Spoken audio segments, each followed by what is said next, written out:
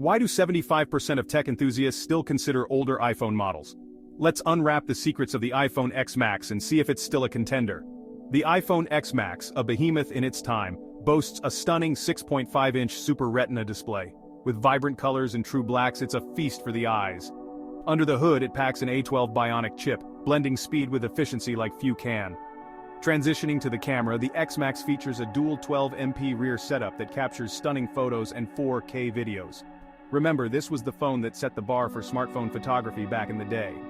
Battery-wise, it holds up decently with a day's power on a single charge, depending on your usage patterns. Moreover, its sleek stainless steel frame and glass back not only give it a premium feel, but also support wireless charging, merging style with functionality. And let's not forget, it supports iOS updates, ensuring you're not left behind in software advancements. As we wrap up, whether the iPhone X Max is worth your money really depends on what you value in a phone. It combines classic design with solid performance, a formula that might still tick all the boxes for many tech lovers out there.